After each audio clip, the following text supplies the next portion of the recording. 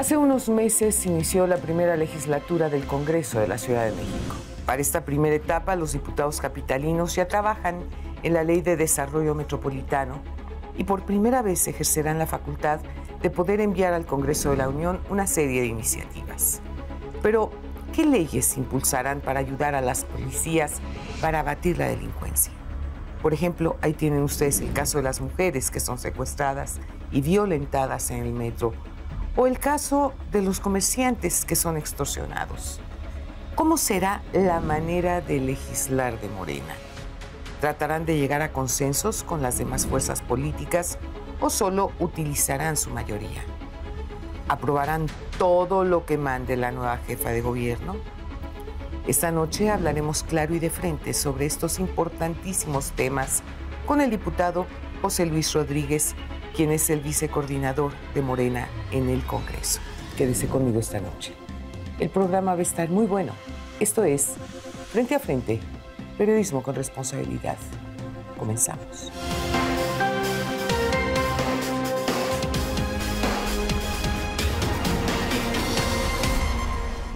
Me da muchísimo gusto recibir esta noche al diputado José Luis Rodríguez. ¿Cómo estás, diputado? Gracias por estar aquí. Muchas gracias, muy contento de estar contigo en este programa. Muchísimas gracias. A ver, platícame, vaya paquetote el que tienen ya ahora, porque ya no hay la justificación que tenía la Asamblea, en que decían, no, pues eso no nos compete, no, pues es que no tenemos las facultades, no, es que estamos atados de manos, etcétera, etcétera. Todo eso ya se acabó. Y al acabarse eso implica una gran responsabilidad por parte de ustedes, ¿no? Afortunadamente sí, estamos en una etapa interesantísima, porque por primera vez somos un Congreso que tiene facultades plenas, que tiene facultades interesantes que le permiten legislar de mejor manera en temas que son relevantes para el día a día de nuestra ciudad. Me parece que esa parte es fundamental, que podamos ejercerla de manera correcta, con responsabilidad, en un parlamento abierto, en un esquema de trabajo que nos permita generar mejores ordenamientos jurídicos para esta extraordinaria ciudad. Finalmente logramos ya ser una ciudad de primera, porque antes éramos como una ciudad de segunda. Es decir, en todos los estados, por supuesto, tenían su congreso local, etcétera, menos en la Ciudad de México. Menos en la Ciudad de México. Qué vergüenza. No teníamos facultades tan importantes como, por ejemplo, opinar sobre las reformas de carácter constitucional. Claro. Le preguntaban a todas las entidades, menos a la Ciudad de México. Imagínate, con un nivel de participación política como el nuestro y no poder tener una participación en decisiones que son fundamentales, me parece que era un error enorme. Y eso es algo que se tiene que reconocer y, por supuesto, el tiempo reconocerá a quienes impulsaron esta Constitución, a quienes participaron en esta Constitución, a quienes cambiaron la historia de la Ciudad de México. Sin lugar a dudas, es un proceso que comenzó por lo menos desde 1994, Correcto. Donde comienza la etapa de transformación política y jurídica del entonces Departamento del Distrito Federal para una jefatura de gobierno. Ha sido un proceso de avance democrático muy lento. Elegimos por vez primera al jefe de gobierno en el 97, por vez primera a los jefes delegacionales en el año 2000. Hoy contamos con alcaldes. Me parece que hay un proceso de transformación extraordinario también en la ciudad, en el ámbito del Ejecutivo. Y en el ámbito legislativo, pues tenemos la oportunidad de avanzar en esta primera legislatura con un esquema de trabajo ya con facultades de carácter constitucional. A ver, aquí hay un punto fundamental, José Luis, que mencionaba en la entrada del programa, que es el tema de seguridad o de inseguridad, que desgraciadamente, pues yo recuerdo, fíjate, tengo muy presente cuando Marcelo Ebrard estuvo al frente de la Secretaría de Seguridad Pública. Todo mundo que vive en la provincia decían, no, pues vámonos a la Ciudad de México porque ahí está más seguro. Esa era la percepción que se tenía en ese momento, cuando antes había sido exactamente al revés. ¿Cómo hacer para que regrese ese sentir por parte de los que habitamos la Ciudad de México y no esta angustia de estar viviendo con el Jesús en la boca, porque la policía puede hacer su parte como lo hace, pero el momento en que llegan y presentan a los delincuentes, pues ahí, como dicen de manera coloquial, es donde la puerca tuerce el rabo, porque en ese momento tanto los ministerios públicos como los jueces no tienen las facultades legales para poder detenerlos como se pudo haber hecho antes. Tal parece que pasamos de un esquema del negro durazo, de una punta del péndulo, a la otra punta completamente opuesta. Entonces, sí te digo una cosa, en la Ciudad de México, sí la gente, y ese es el sentir y lo que me manifiestan de manera permanente, la gente se siente profundamente insegura. Me parece fundamental que la doctora Claudia Sheinbaum, en materia de ciudad, tenga el control todos los días del Gabinete de Seguridad Ciudadana y de Procuración de Justicia, que la procuradora capitalina verdaderamente intervenga en los temas de las fiscalías. Pero denle dientes a la Procuraduría ustedes. Así es. Me parece fundamental esta parte que tú estás mencionando, claro, que tiene que ver con la adecuación del marco jurídico, que tiene que ver con la posibilidad de que los tipos penales se ajusten a la realidad. También tenemos que empezar a adecuar el marco normativo. Oye, eso que el feminicidio no estaba considerado delito grave. Bueno, increíble. Es que se me paran los pelos del horror, nada más de imaginarme. Si matan a un hombre, pues sí es delito grave. Si matan a una mujer, no. Me parece absolutamente grave que no se considere de tal manera. Para todos, yo creo que es fundamental que se frene la violencia contra las mujeres, que se elimine. Esa es una de las principales tareas que tenemos en la Ciudad de México. Eliminar la violencia contra las mujeres y contra las niñas. En días recientes escuchamos diversas denuncias que tienen que ver con el acoso en el transporte público. Ahí en el metro. En el metro. Que alguien toma fotografías, que las sube a plataformas, que alguien hace tocamientos, que alguien dice alguna palabra ofensiva de carácter sexual, incluso a grado de llegar a extremos de masturbación en espacios. Imagínate nada más. ¿A no dónde está hemos sancionado. Llegado, Tenemos que ajustar el Código Penal. Acabamos de presentar una iniciativa de reformas al Código Penal para ajustar el acoso sexual y que todas estas conductas que hoy se viven verdaderamente ya empiecen también a tener un marco de sanción.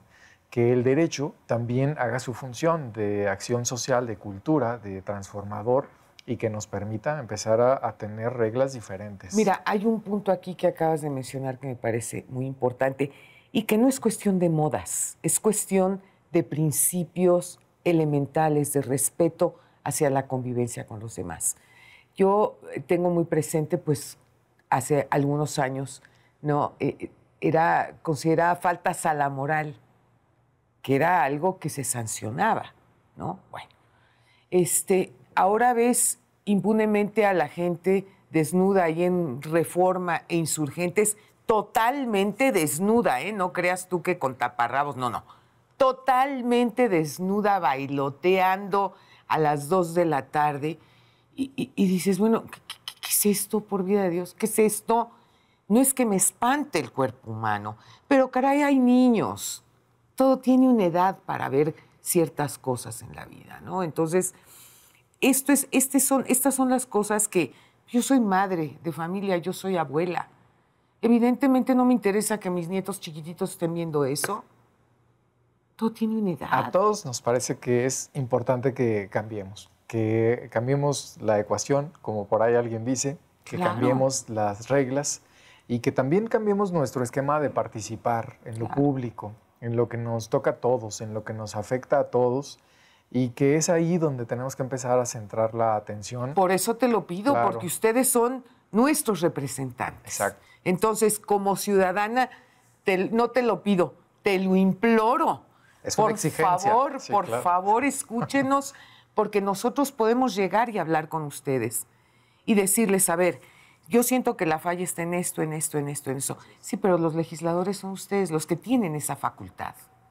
Esas facultades efectivamente tenemos que ejercerlas de manera responsable. Claro. Tenemos que abrir un proceso ahora en un esquema de parlamento abierto que tiene que ver con la apertura al diálogo, con escucharnos, con tener la opinión de distintas voces que por supuesto que tienen algo que aportar y que tenemos que sumarlas en la construcción legislativa.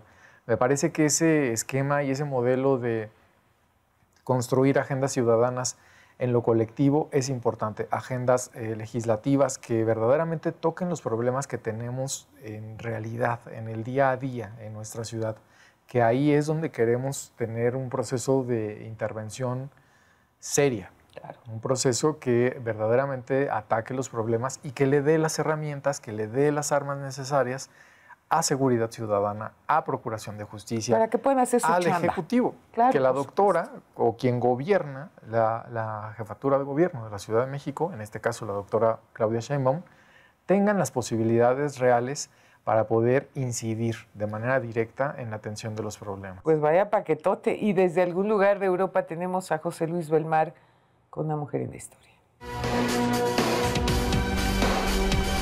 Luisa Capetillo, anarquista, sufragista y escritora, nació en 1879 en Puerto Rico.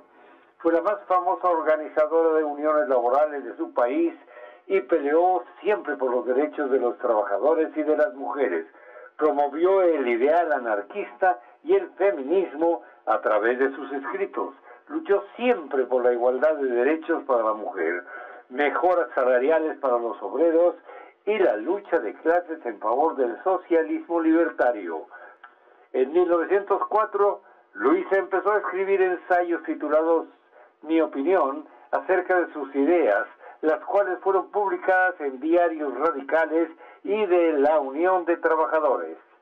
En 1908, durante una convención de la Asociación Americana del Trabajo, Luisa Capetillo pidió que se aprobase una política para el sufragio femenino.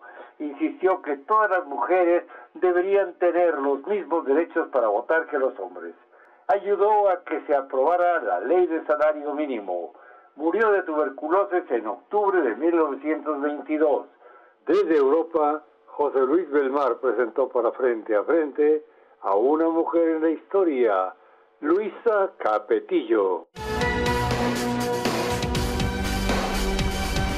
No sabes cómo te agradezco, José Luis, que hayas estado conmigo esta noche, sobre todo tocando estos temas que, créeme, es lo que de manera permanente me mencionan en la página de Facebook. Y me dicen, Lolita, habla por favor con los diputados, compárteles nuestro sentir y nuestra preocupación sobre esta ciudad que queremos tanto.